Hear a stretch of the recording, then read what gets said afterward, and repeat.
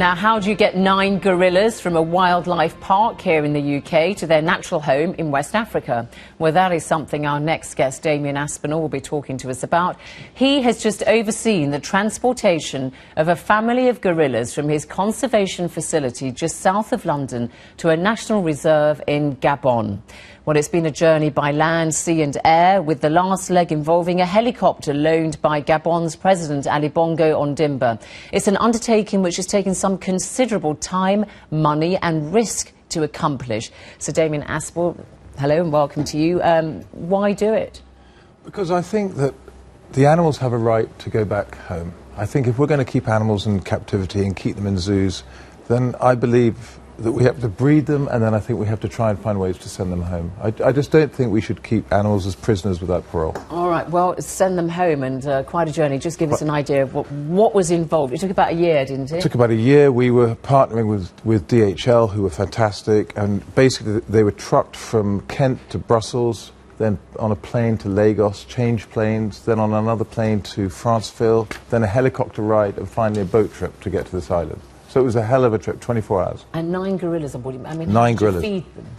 I mean, they were fed through the crates they were in. You must have taken loads of food. We took loads of food, and we had the vets there. And it was a logistical nightmare. Did something go wrong? Could have something gone wrong? It could have done, but honestly, because the trip was being handled by DHL, it just went so smoothly.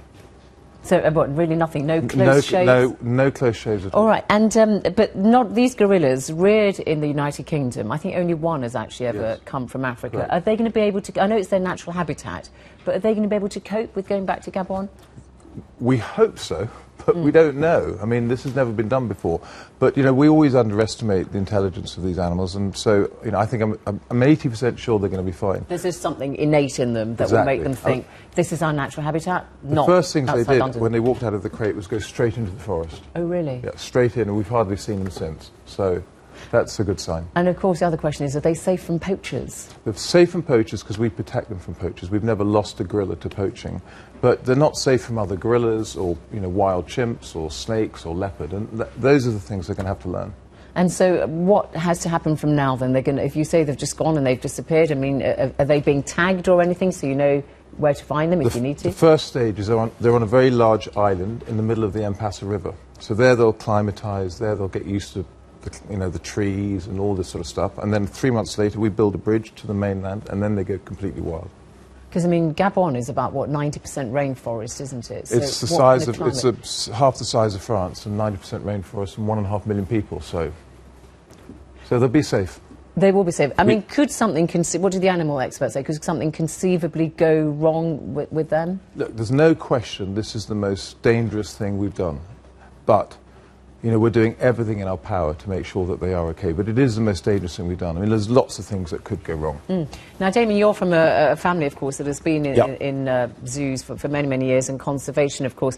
I mean, do you think that, in a way, this kind of redefines what people think of a zoo and what its role should be? And it isn't just taking your children on a Sunday afternoon or whenever to go and look at the animals, and some people say that's not actually fair to the animals. I mean, I really think all zoos from today should have proper reintroduction programs of animals, proper conservation programs.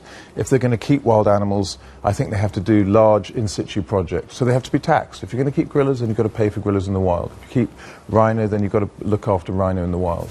And I think the world has got to change, and the people watching this show have got to change themselves, because they should demand it of their local zoo. And I think the days of going to watch row upon row upon row of animals without any real conservation, I think we're past that. And I think all zoos, including us, have got to change.